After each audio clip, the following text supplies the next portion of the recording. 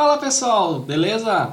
Vamos iniciar mais um vídeo no canal. Hoje a gente vai bater um papo sobre revisão sistemática de literatura, tá? Então, antes da gente iniciar, lembra de se inscrever no canal, por favor, dar aquela força. E se gostarem do vídeo, depois também dê um like lá para ajudar.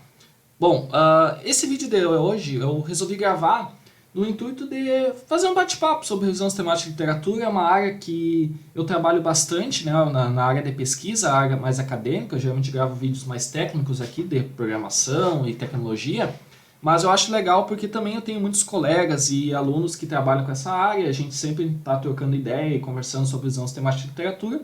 E eu resolvi gravar esse vídeo para ajudar um pouco também quem quiser conhecer um pouco mais sobre esse método. Então, existem muitos materiais publicados aí, muitos vídeos também. O meu intuito foi gravar um vídeo um pouquinho mais prático, então fugir um pouco daquela teoria da revisão sistemática de literatura, trazer os passos que são necessários e mostrar um exemplo de revisão sistemática de literatura que eu e alguns colegas fizemos, né, construímos, para exemplificar, né, na prática como que a gente pode estar fazendo isso. Um ponto importante, pessoal, isso aqui é só uma visão, né, uma visão geral. Não é uma receita de bolo, não é 100% um guia correto de revisão sistemática de literatura, nada disso. É uma abordagem, a gente vai usar a abordagem da Kitchen, né, que é uma pesquisadora mundialmente famosa que colaborou na construção desse protocolo da revisão sistemática de literatura. Ela montou um protocolo específico para essa parte, né? Existem outros protocolos, ela tem um bastante conhecido na área acadêmica. E eu vou mostrar um pouquinho da interpretação que a gente faz desse protocolo e como que a gente aplica isso na prática. Existem diversas outras formas e adaptações, ajustes que vocês podem estar fazendo nesse protocolo da Kitchen e fazer da maneira que vocês consideram mais adequada ou melhor. Cada revisão sistemática de literatura também altera um pouco, né, alguns ajustes, né, que a gente tem que estar fazendo. Então, por isso é só uma visão geral, tá? Bom, a revisão sistemática de literatura, ela é um estudo secundário. O que é um estudo secundário? É um estudo que reúne uma grande quantidade de produções científicas publicadas no meio acadêmico. Então a gente vai reunir diversos estudos primários, né, que a gente chama, que são artigos publicados em revistas, em congressos, em livros, capítulos de livro, bancos de teses, dissertações, trabalhos de conclusão de curso, especialização. Então, a gente vai reunir diversos estudos que são considerados estudos primários e vamos fazer uma análise. Então, nós estamos fazendo um estudo secundário. Bom, a gente sempre reúne estudos semelhantes. Por quê? Porque a gente vai definir um escopo, a gente vai definir um foco da nossa revisão sistemática de literatura. Então, por exemplo, eu quero buscar sobre realidade aumentada na educação. Poderia ser já o nosso tópico, mas é bem geral, né? Vai trazer uma quantidade enorme de artigos publicados, imagina, né? Realidade aumentada na educação, todas as publicações científicas mundialmente. Ia ser um horror de coisa. Mas aí a gente começa a entrar um pouquinho mais no escopo, né? Realidade aumentada na educação para o ensino de ciências. Beleza, para o ensino de ciências, maravilha. Então, o que acontece? Eu vou buscar sobre publicações que têm realidade aumentada na educação e que estão na área de ciências. Beleza, definir um foco, definir um escopo de pesquisa, e aí eu vou buscar estudos semelhantes, né, publicações primárias, artigos publicados sobre esse escopo, né? E para mim fazer isso eu vou passar por três, quatro etapas de filtragem, até chegar naqueles artigos que realmente falam sobre o quê? Realidade aumentada na educação para o ensino de ciências, ou na área de ciências, por exemplo. Então, é assim que funciona uma revisão sistemática de literatura em linhas gerais. Trazer a partir disso, desse escopo, fazer a busca dos artigos, filtrar eles, e aí tem todo um processo por trás disso que eu vou estar explicando agora, e aí a partir disso ter um resumo final de um número X de artigos bem específicos, que é aquilo que eu quero, no qual a gente vai ler, né, de trás para frente, ler várias vezes, extrair um monte de dados e criar padrões para fazer análises, né? E fazer uma análise da área de realidade aumentada na educação para ciências. Daí a gente faz uma análise de diversos pontos desse escopo e traz para os leitores, né? Então essa é o propósito geral e isso ajuda muito, principalmente para a gente fazer uma análise da área que a gente quer trabalhar. Então, digamos, eu quero construir um projeto de pesquisa eu quero construir uma dissertação, uma tese de doutorado, um TCC, enfim, né? Quero construir algo nessa área, eu quero saber como que está essa área, como é que estão as publicações, como é que o pessoal tem trabalhado, como é que têm sido feitas as avaliações das pesquisas com participantes e assim por diante, né? Então, com isso a gente tem esse estudo que traz muitos benefícios para nós e também para os leitores, né? Porque assim como a gente vai ter o conhecimento para nós realizarmos algum projeto, alguma pesquisa na área, a gente vai estar divulgando, se conseguir publicar em algum local científico, né, uma revista, um congresso, livro, etc. A gente vai estar também divulgando isso para os demais leitores, né, da área acadêmica. Beleza, então, o que a gente tem que fazer? A gente tem que começar com uma escolha do tema, né? Então, essa escolha do tema, a gente vai trabalhar com esse propósito que eu comentei para vocês agora, né? Então, realidade aumentada na educação na área de ciências. Beleza, temos o nosso tema. O nosso escopo, o nosso objetivo. Como que está a realidade aumentada na educação na área de ciências? Nossa motivação, existem diversas. A gente tem que expor isso, né, no artigo que a gente construir, no trabalho, a gente tem que expor. E aí são as mais diversas motivações que vocês podem ter no meio acadêmico, né? Pode ser que, como eu falei, eu quero construir uma tese, então eu gostei dessa área, eu considero que essa área é uma área emergente, que ela ainda necessita de mais estudos, que os estudos estão trazendo um viés inovador e que tem muitas frentes para serem exploradas ainda, que a criação de aplicativos de realidade aumentada para o ensino de ciências é algo que é muito promissor e assim por diante. Aí tu vai desenvolvendo toda a motivação, né, para a construção dessa RSL. Então é importante vocês também saberem o motivo, a motivação, a justificativa por que vocês estão desenvolvendo essa RSL. Bom, definição do escopo e objetivo da pesquisa. Então a gente tem essa questão do escopo e objetivo que eu já falei, né, já repeti várias vezes, da realidade aumentada na educação para a área de ciências, né? Então o nosso objetivo é saber como que está o desenvolvimento de pesquisas de realidade aumentada na educação na área de ciências, né? Então temos ali um objetivo geral. Daí, a partir disso, a gente pode escolher qual protocolo que a gente vai utilizar. O protocolo que eu vou mostrar nesse vídeo é da Kitchen. A Kitchen é uma pesquisadora mundialmente famosa, então deixei aqui, ó, Barbara Ann Kitchen. Ela é uma professora de engenharia de software, Kidd University. Então ela tem aqui, ó, vocês vão ver, ó, várias publicações de revisão sistemática de literatura. Então, como eu falei, eu não vou entrar em detalhes na parte muito teórica, eu vou passar o passo a passo de como a gente tem trabalhado, né, uma ideia, uma visão geral da nossa, mas tem aqui, ó, a quantidade de revisões sistemáticas de literatura, que é revisões sistemáticas de literatura que ela fez e sobre o protocolo que ela criou, né, 2002, assim por diante, um protocolo já que tem um tempinho, 2004, por ali em diante, que ela começou a fazer, ó. Então, muito legal, né? Excelente esse protocolo, eu gosto muito de trabalhar com ele. Ele sempre traz resultados muito legais para mim e meus colegas também, e os alunos que trabalham. Então, tá aqui, né, Barbara Ann Kitchen, tem todas as explicações, vocês podem botar no Google Acadêmico, bota o nome dela aqui, e vai aparecer aqui, vocês só clicam em acesso à publicação dela, ó. Então, é bem legal, tá? Então, tem ali PDF, etc. Show de bola! Então, de acordo com a Kitchen, a RSL, né, o Systematic Literature Review, ela é uma forma efetiva, né, da gente agregar conhecimento sobre um tópico, né, ou uma questão, né, um problema de pesquisa que a gente tem.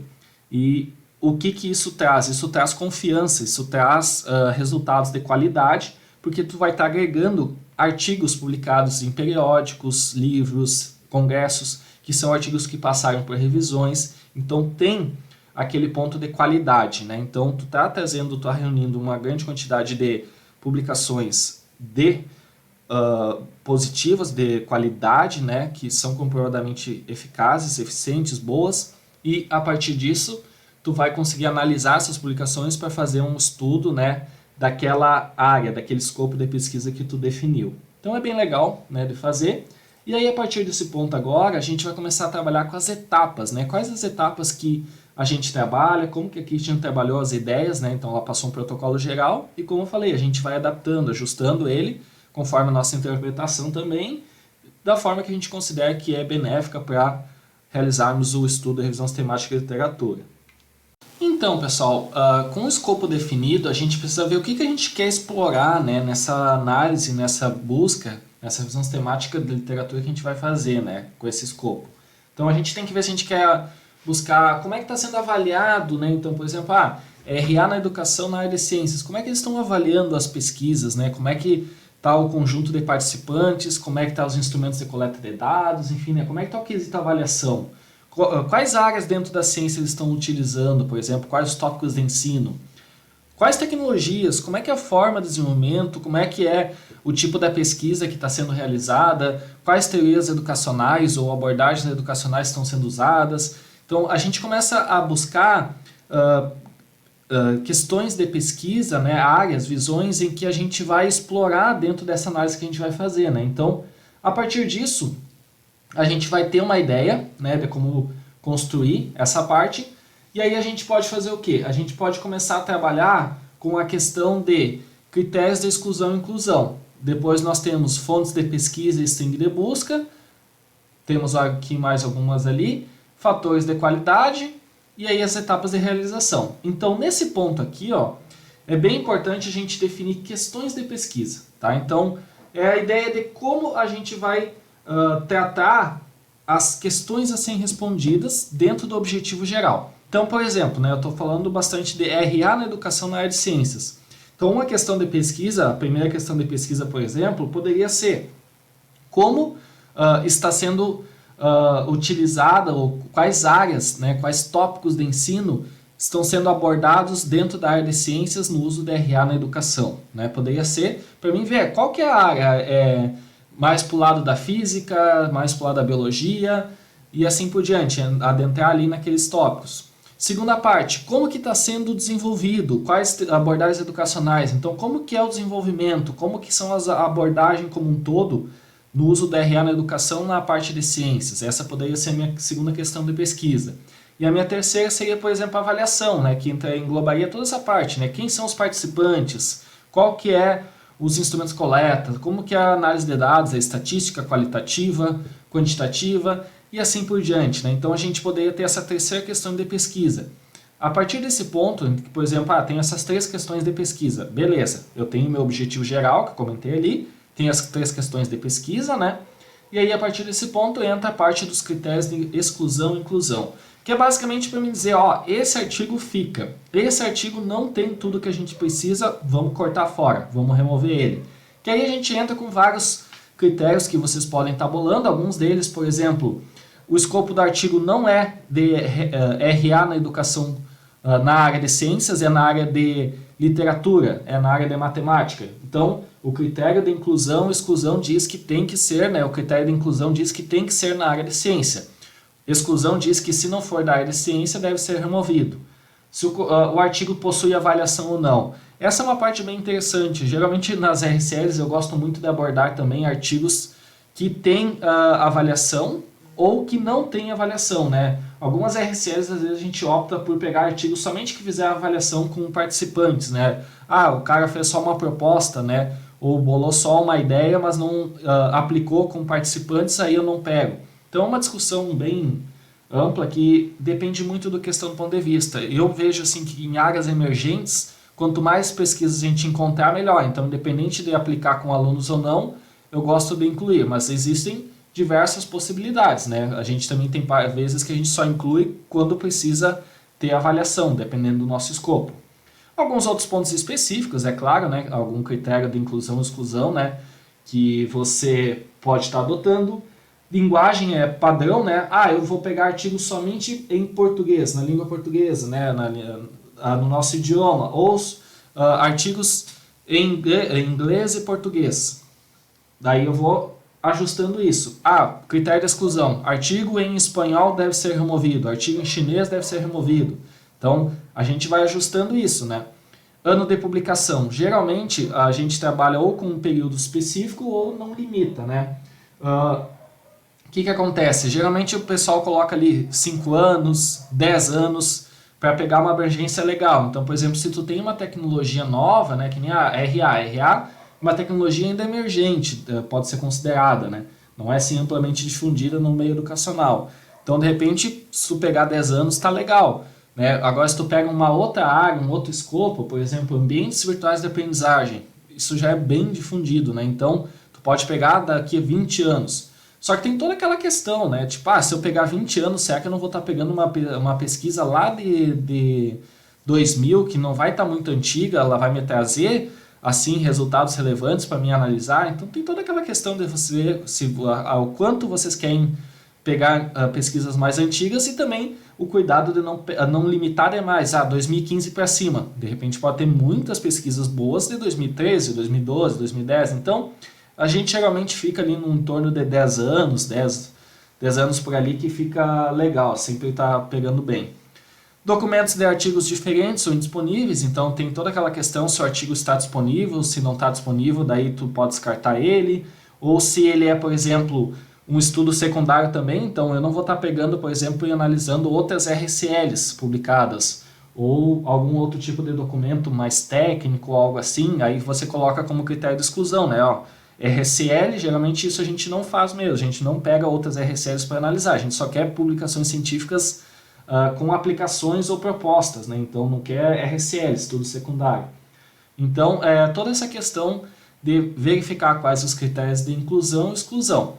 Isso vai servir para quê? Como eu falei antes, para saber se o artigo fica e continua nas etapas de filtragem, para chegar no final e ser um artigo selecionado, ou se corta fora, tá?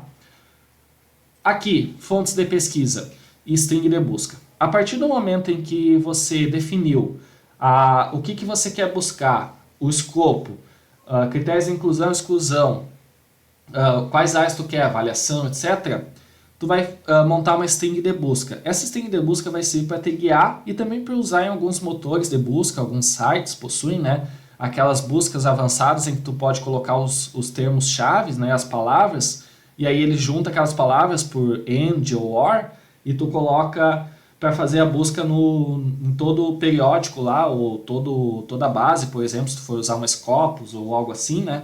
Então, por exemplo, poderia colocar aqui realidade aumentada, um termo. Poderia colocar educação, outro termo. Poderia colocar ensino, aprendizagem. Poderia colocar também ciências da natureza e assim por diante. Então, tu vai juntando termos que tu considera chave, monta aquela string de busca, né, que ela vai ser complementando, né? E aí, a partir desse ponto, tu tem o quê? Tu tem uma string de busca pronta para te aplicar em motores de busca, caso necessário, e também para te guiar, né? Então, são termos, palavras-chave que tu vai montar e vai juntar no site ali para te ver. Com relação às fontes, aonde que tu vai buscar, qualidade é essencial. Então, a questão de journals, congressos, teses, dissertações, a gente pode decidir qual que quer, né? A gente pode verificar se a gente quer buscar em revistas e congressos específicos, que a gente vai definir. Então, a gente vai definir um conjunto, uma lista de revistas e congressos que a gente vai buscar, e a gente só busca naquelas revistas ou journals e congressos. A gente pode também decidir se a gente vai usar tese, dissertação e TCC.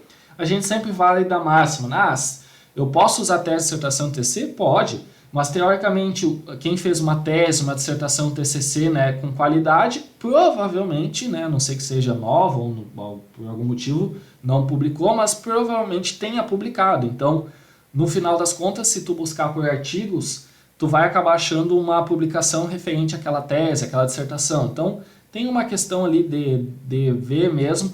Nós geralmente não utilizamos tese, dissertações, TCC, a gente fica em artigos mesmo ou capítulos de livro, tá? Pode usar também motores de busca, então a gente tem uma lista ali, pode usar Scopus, pode usar o Elsevier, pode usar Cielo, pode usar, né, o Google Acadêmico, o I3E, Explorer, né, pode utilizar também outras fontes globais de busca, tem o Web Digital, se não me engano, tem várias ali, né, tem a ACM também.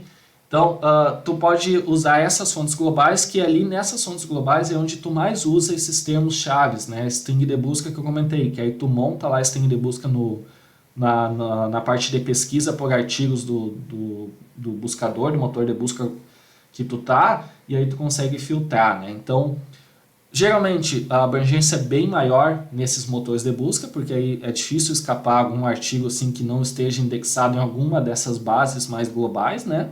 Ou tu pode utilizar o Journals e Congressos, onde tu tem um escopo mais específico, né? Então, provavelmente o número de artigos retornados vai ser menor do que no motor de busca global, né? E aí tem toda essa questão de ver qual que é o objetivo, qual que é o intuito, qual que é o tempo para fazer essa RSL, porque também tem que ver que a quantidade de artigos no motor de busca é bem maior que em Journals e Congressos. Se tu tiver bem servido em Journals e Congressos de artigos, tá bom, esse aqui achei 200, 300 artigos, 400, beleza, então vai lá e faz ali nesse escopo, se não vai para um motor de busca, né? Então é aqui que tu define aonde que tu vai buscar, tá? Feito isso, também tem algumas outras possibilidades. A gente tem ali um efeito bola de neve que chama, né, Snow, que é do Ridley, que é o seguinte ideia. Todos os artigos que tu selecionar, então tanto ou na parte inicial ou lá na parte final somente, quando tu já tem os artigos finais selecionados, tu vai pegar as referências desse artigo e tu vai atrás e vai fazendo esse efeito de bola de neve, né? Então, tu vai buscando nas referências dos artigos selecionados para ver se tu acha mais artigos para não deixar escapar nada. Geralmente a gente não faz porque é um trabalho assim contínuo, né? Tu acaba indo, por isso que o nome é bola de neve, né? Então realmente aumenta consideravelmente o número de artigos, mas também aumenta demais às vezes, né? Então não é tão benéfico. Depende muito então da questão, né? Da abordagem que vocês vão optar, mas é esse carinha aqui, né? Não me lembro se é um autor ou autor, mas que faz a criação desse método bola de neve, né? Cross-validation, então como é que a gente faz as leituras dos artigos? Geralmente a gente usa no mínimo 2 pessoas, né? E aí uma terceira também. Então, por exemplo, eu sou um mestrando, eu sou um doutorando, né? Ou participo de um projeto de pesquisa. Vou pegar no mínimo mais um colega para fazer, e geralmente uma terceira pessoa, um professor, um outro colega, né? Para fazer, digamos, bater o martelo naqueles artigos que, eu acho que esse artigo tem que ser aceito e o meu colega acha que tem que ser rejeitado. Aí vem uma terceira pessoa, faz a revisão também para ver se pode ser aceito ou não, né? Então, é a cross-validation, a avaliação cruzada que a gente chama também. Vamos ver o que mais. Definição dos conceitos chaves, né, que eu já expliquei para vocês, usar sinônimos, né, que eu falei, educação, daí tem mais ensino e aprendizagem, né? Então, usar sinônimos das palavras, também realidade aumentada, aí poderia também utilizar talvez realidade mista para pegar um pouco de realidade aumentada, não é a mesma coisa, né, mas enfim, ciências da natureza, de repente poderia entrar em algum conceito outro, ou algum termo outro que poderia ser um sinônimo, e daí também fazer a busca nos motores de pesquisa que eu comentei também. Agora, a gente entra numa parte de fatores de qualidade, né, antes de entrar efetivamente. Então essa aqui é a última parte do protocolo, geralmente, que a gente faz, que é o que a gente quer encontrar, identificar. Que ela tem muito a ver com o que também? Ela tem muito a ver com essa parte aqui, né? Na avaliação. O que eu quero saber da avaliação? Então a avaliação é uma questão de pesquisa minha. O que eu quero buscar na avaliação? Eu quero buscar os participantes, né, se são do ensino médio, se são da graduação, da pós, do ensino fundamental, básico.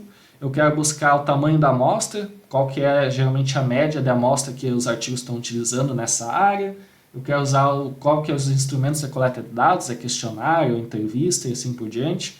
Então, fatores de qualidade eles ajudam a gente no final a montar indicadores, né, que são esses indicadores que a gente usa para extrair dados dos artigos e fazer a análise posteriormente. Então, com tudo isso pronto, agora a gente chega na etapa em que a gente montou todo o protocolo da RSL.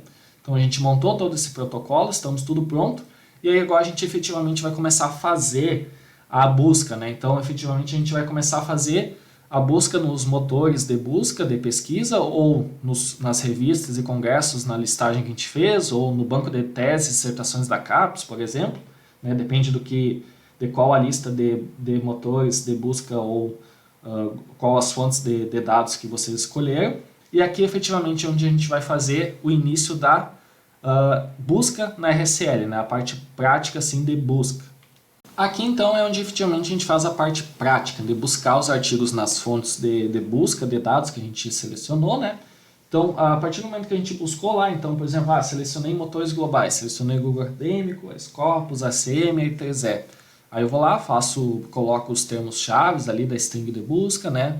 Realidade aumentada, educação, ensino, aprendizagem, coloco também ciência da natureza, e aí vai vir aquele monte de artigo, né? Então tu vai pegar todos os artigos que retornaram.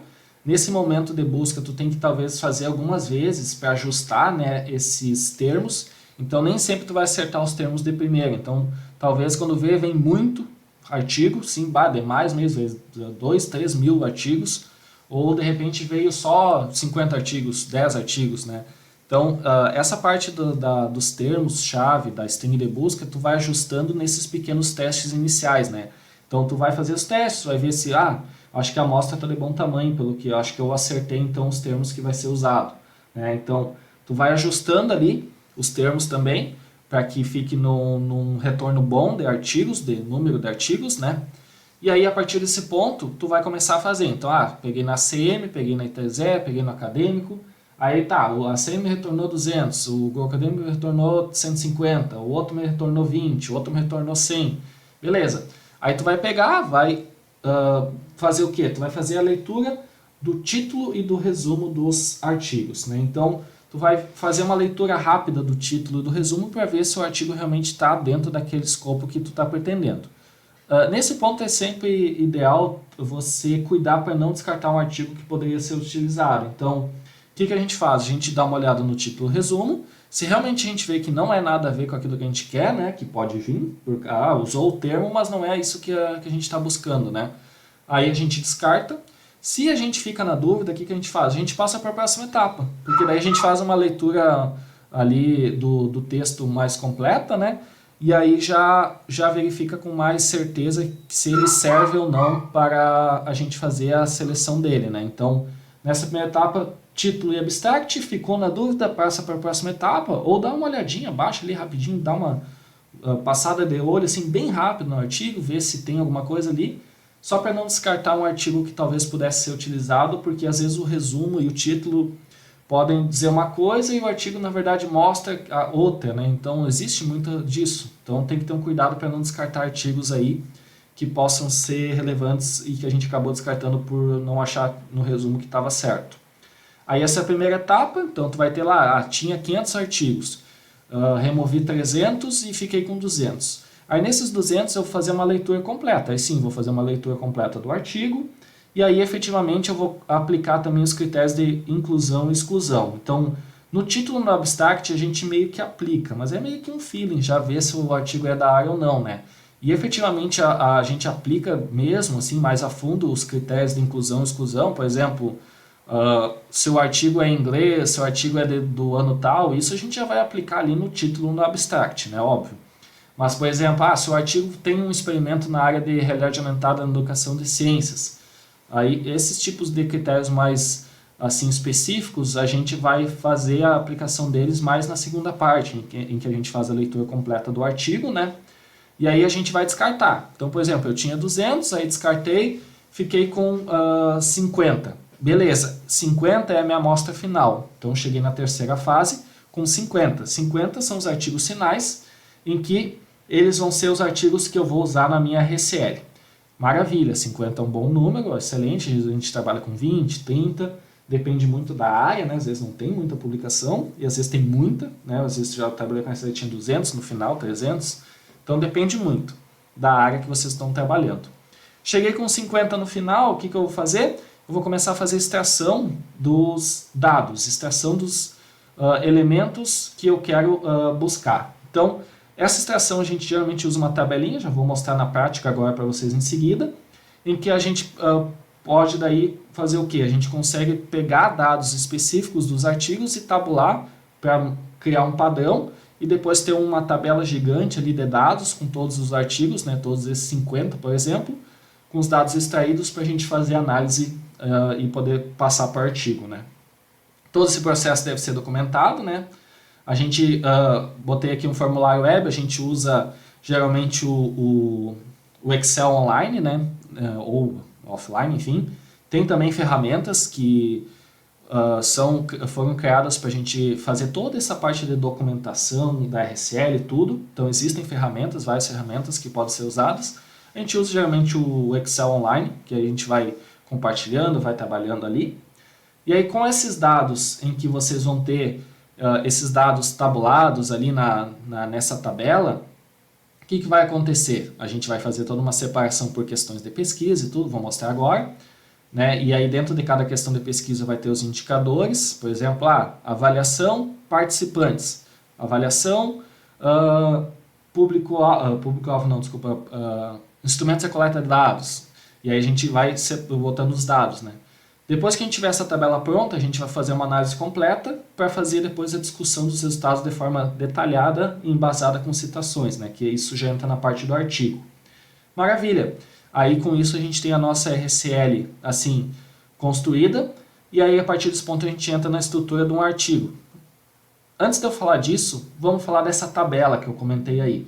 Então, depois que vocês fizeram aqui, aqui é um artigo que a gente publicou do Fabrício Herbst, meu e do GNPT, junto com a professora Eliane, que é sobre realidade aumentada, como ela está sendo aplicada na educação. Então essa foi uma revisão sistemática um pouquinho mais ampla, né? Não foi específico na área de ciências, por exemplo, mas eu vou usar ela como base, né, para vocês poderem também verificar.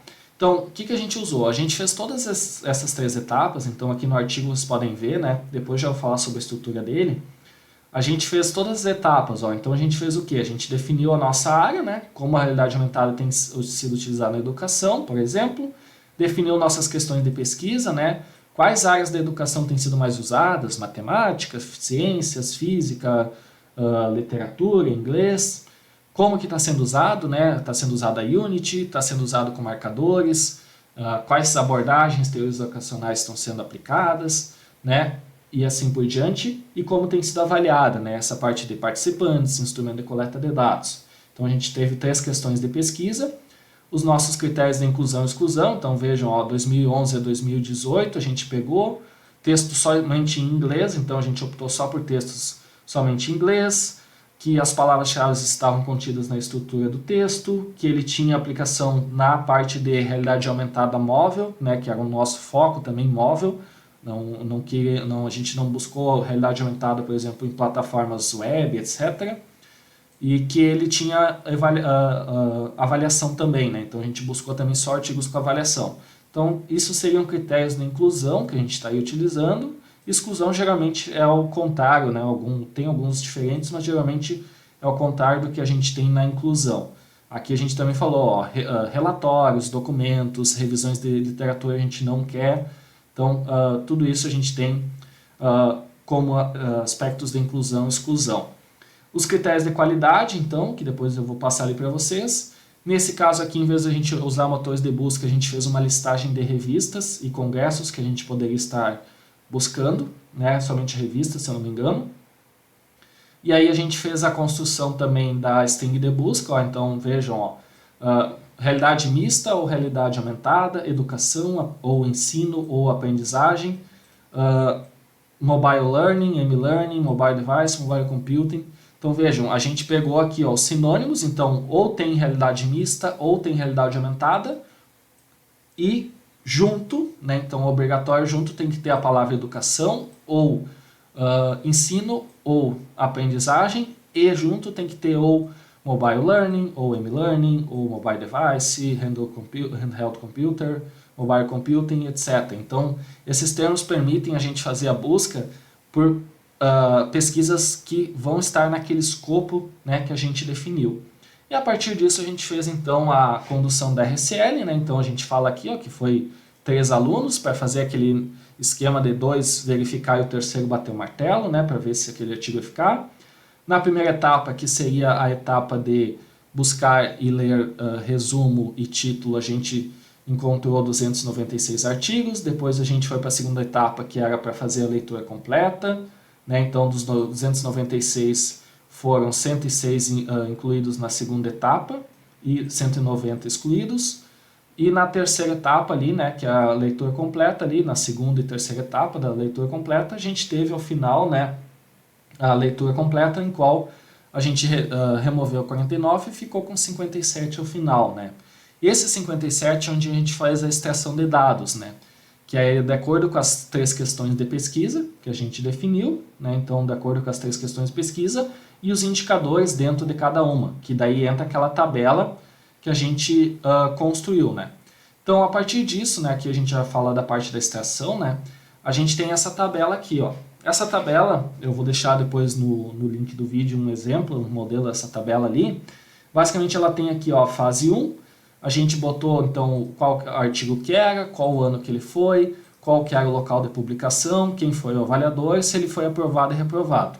E um ponto legal que a gente faz, e a gente aprendeu com outras revisões que a gente viu, né, de colocar alguns motivos aqui do porquê que foi rejeitado, né? Então, a gente colocou alguns motivos do porquê que foi reprovado, né, em alguns. Por quê? Porque depois tu pode colocar no artigo um pequeno trecho explicando, né, que na primeira fase, boa parte dos artigos foram rejeitados por tais e tais motivos. Na segunda fase, foi rejeitado por tais e tais motivos, né? Então, nessa primeira fase foi a leitura do resumo e abstract. Na segunda fase, a gente teve daí os artigos com a leitura completa, em que foi reprovado e aprovado. Eu tirei aqui a parte dos avaliadores e dos motivos de exclusão e inclusão, tá? A gente colocou depois, fez um resuminho. Aqui está o local de publicação, qual é a revista, o ano e o nome do artigo. E aí depois disso a gente tem a fase final, que é a fase de extração, que a gente fez a leitura novamente completa e começou a extrair os dados. Então vejam, ó, aqui a gente colocou as questões de pesquisa, a primeira questão, que é em quais áreas de ensino está sendo aplicado. Aqui a gente colocou como que está sendo aplicado e aqui a gente colocou como que está sendo avaliado. Ó, então, as 3 questões de pesquisa. Na primeira questão de pesquisa, a gente botou o quê? Qual a área? Né? Então, basicamente, a gente queria saber a área, né? Que era. A partir desse ponto, a gente foi colocando ciências, artes, matemática. Fomos colocando quais as áreas para cada artigo. Ó. Então, aqui está o nome do artigo, o ano de publicação dele e onde ele foi publicado. E aí, aqui é a área de ensino que responde, né? É um item, aqui é um critério que a gente extraiu dados de cada artigo e que responde também, está dentro da questão de pesquisa 1, ó, engenharia e etc. Na questão de pesquisa 2, ó, a gente separou os itens que respondem ela como um todo. Então, quais plataformas de desenvolvimento, quais os sistemas operacionais, teorias educacionais, recursos multimídia, metodologia de desenvolvimento. Então, a gente viu aqui, ó, quais plataformas, a Aurasma, a Java, a RLearn, o SDK Android, Google Maps. Então, qual que é a plataforma que está sendo usada? Unity 3D com Vuforia, Blender aqui. Então, a gente foi fazendo uma tabulação de quais plataformas, quais sistemas operacionais, Android, iOS, tablet ou smartphone, quais teorias educacionais, então, aprendizagem colaborativa, game-based learning, aprendizagem experimental, né? Outras aqui que a gente tem também, estilos de aprendizagem, blended learning. Então, a gente foi colocando todas as teorias que os autores citavam que se basearam para construir a pesquisa. Aqui, no caso, é um caso específico de multimídia, né? Então, por exemplo, a gente usa multimídia com o uso da realidade aumentada. Então, a gente pode usar, por exemplo, uma imagem junto, um texto, um vídeo. Então, a gente foi colocando, né, qual que eram os tipos aqui. Qual que era a metodologia de desenvolvimento também, se tinha alguma metodologia, que era mais difícil de alguém dizer assim, né? Foram muitos poucos que tiveram metodologia específica de desenvolvimento. E aí, a partir disso, a gente entrou aqui na parte de aprendizagem, que é a questão de pesquisa 3. Ó. E aí a gente definiu os itens. O que eles estão avaliando? É aprendizagem, é motivação, é engajamento, é usabilidade, enfim, a gente foi vendo o que era o foco da avaliação deles, como que era a avaliação deles, né? Se era qual tipo de estudo, se era ad hoc, quase experimental. Fomos vendo também qual que era o público-alvo, né? Ensino básico, ensino médio, ensino técnico, graduação, pós-graduação, docentes, né?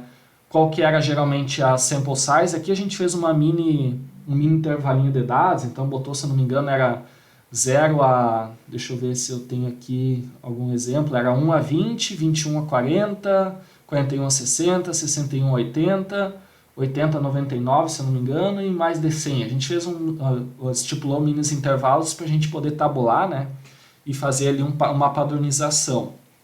Qual que é o tipo de avaliação também, né? Se ele usou algum método de avaliação específico, né? A Maria não usou. Qual que eram os instrumentos de coleta de dados? É questionário, é entrevista, se é uso de algum instrumento de coleta de dados tipo System Usability Scale, Flow Experience, então qual que é a forma de coletar dados que foi utilizado, ali o Index Learning Styles também, e como que foi analisado, é quantitativo, é qualitativo, se é quantitativo foi uma análise mais descritiva, foi uma análise estatística, e se foi estatística, quais métodos estatísticos utilizou, então a gente foi colocando aqui também isso.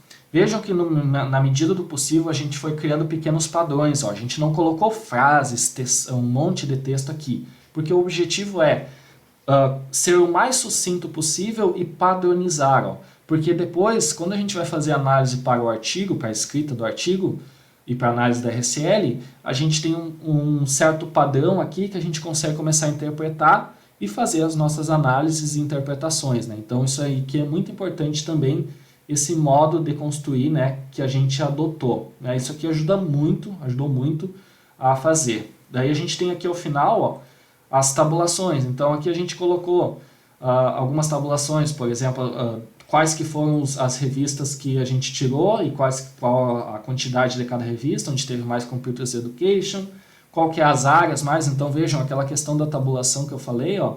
Aí depois a gente começa a fazer um monte de análise aqui, ó, descritiva, ó, quais são as plataformas mais usadas, teorias educacionais mais usadas, métodos de qualidade, qual que é o sample size, as porcentagens, ó, né, como é que foi, qual que foi a quantidade de pesquisas na graduação, pós-graduação.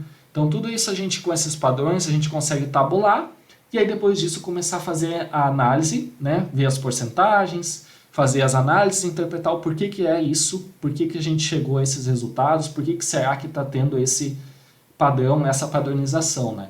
E aí isso tudo aqui nos leva à possibilidade de construir os resultados do artigo, tá? Então, agora, só para dar uma ideia de uma breve estrutura do artigo, que às vezes a gente usa ali uma estruturazinha ali para montar uma RSL, a gente adota mais ou menos um estilo legal que a gente gosta, vou passar aqui para vocês. Então, pessoal, isso aqui não é um padrão, não é regra, é só algumas ideias que eu estou passando aqui, como eu falei para vocês, né?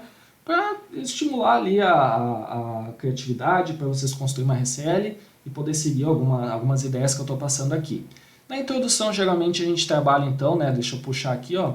Por exemplo, na introdução, a gente trabalha geralmente ali com uma contextualização para o leitor, né? Na introdução, a gente traz algumas referências também, importante trazer, né? Qual que é o contexto geral, se é mostrar que é uma área relevante, trazer a problemática, né? O porquê que tu esteve instigado, né, a construir essa RSL, a motivação, qual que é a técnica utilizada, foi da Kitchen, e qual que é o objetivo do artigo, né?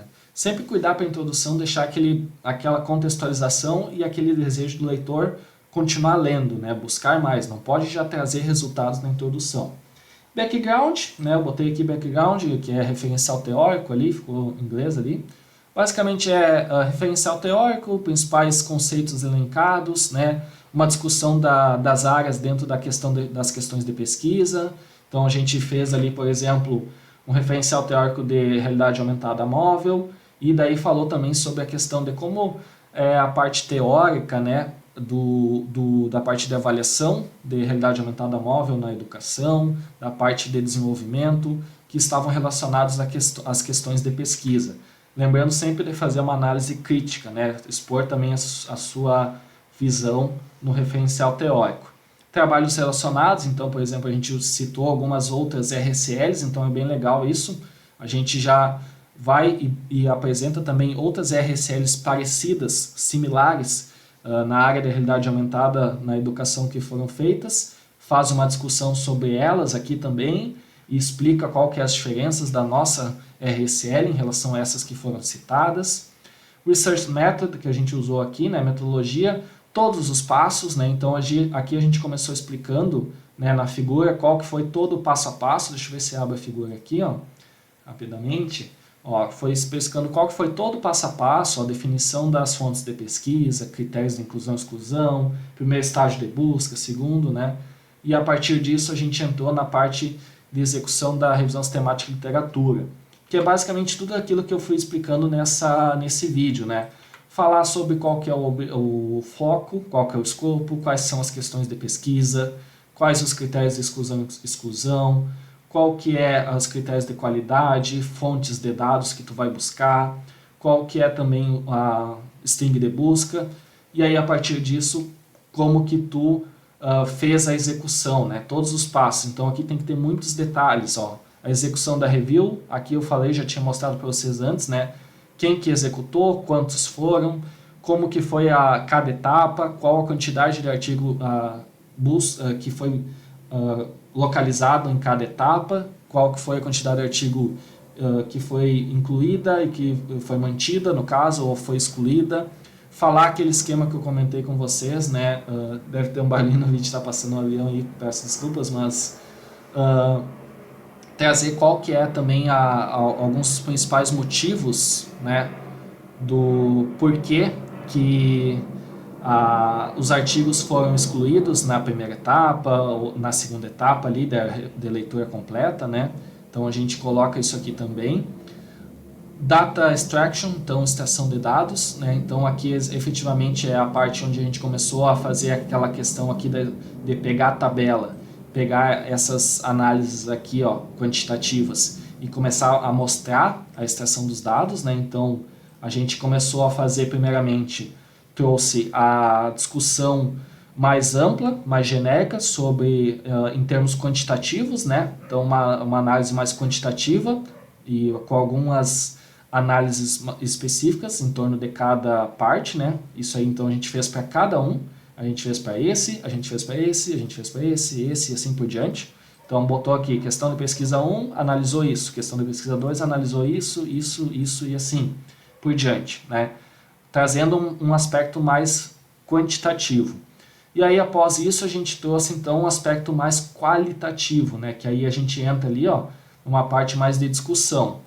Que aí a gente pega, né, cada questão da pesquisa e começa a discutir o porquê desses dados, por que deu esses quantitativos, né, qual que é, de repente, o motivo, a nossa interpretação com conhecimento na área. Aí a gente fez toda uma interpretação desse ponto, né, dessas questões de pesquisa e das três questões de pesquisa como um todo, em que daí a gente fecha a nossa análise, né, para daí entrar, então, na parte de ameaças à validade e conclusões, né. O que a gente botou aqui? Limitações. Sempre que a gente faz uma RCL, a gente acha alguns furos, a gente acha algumas limitações na nossa RCL.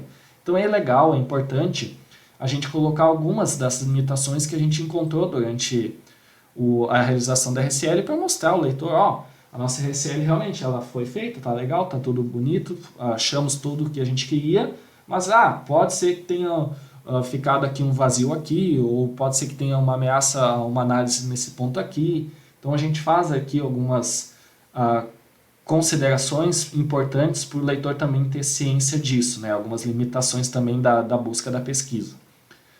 Por fim, a gente entra nas conclusões do artigo, então a gente faz uma retomada da introdução, faz uma retomada do objetivo, das questões de pesquisa, trabalha com a questão se o objetivo foi contemplado, explana sobre as questões de pesquisa, então faz a parte conclusiva sobre cada questão de pesquisa e sobre as três como um todo, né, objetivo geral. Discute as limitações também, né, já falamos antes, aí teve uma sessão específica para isso, então só faz uma breve retomada e traz principalmente o quê? As vantagens que a gente tem nessa RCL, né, o que essa área traz de vantagens para nós, e um dos pontos que eu considero a cereja do bolo, eu gosto de falar assim sempre, né, que é as tendências futuras. Já que tu fez toda essa trabalheira, né, fez tudo isso, está trazendo os benefícios e limitações que tem nessa área de realidade aumentada móvel na educação, por exemplo, desse artigo. Tu também tem que trazer o quê? Tu tem que trazer também algumas visões que tu viu, algumas tendências futuras, algumas lacunas de pesquisa, alguns pontos de pesquisa sem explorados, porque a RCL também é muito disso, de trazer possíveis lacunas de pesquisa que os pesquisadores possam estar explorando num futuro próximo ou num futuro mais distante. Então esse ponto também é muito importante, que ajuda muito ao leitor também entender como que a área está atualmente e quais os desafios pela frente que ainda podem ser explorados.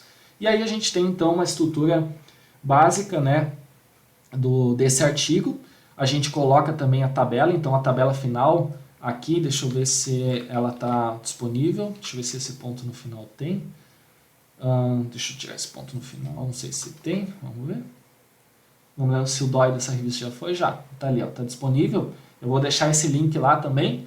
Aí aqui tem todos os materiais suplementares, que basicamente é o que? Esse material suplementar é a tabela final, né, que ela serve para vocês poderem mostrar aos leitores todos os artigos que foram encontrados, localizados, né, e mostrar para eles como que foi feita toda essa pesquisa, né? Então isso aqui é muito importante, porque mostra aqui para nós, né, como que foi feita toda a pesquisa. Ó, então é a tabela completinha, final, que mostra todos os dados que a gente usou para fazer a revisão sistemática da literatura. Então isso ajuda muito os leitores. Por quê? Porque também tem o nome dos artigos, então o cara pode vir aqui, né, a pessoa pode vir, eu queria de artes, aí eu vou pegar, vou filtrar artes, vou pegar os artigos de artes aqui e já vou buscar eles. Então é muito importante esse ponto, ajuda bastante, então tem que ter.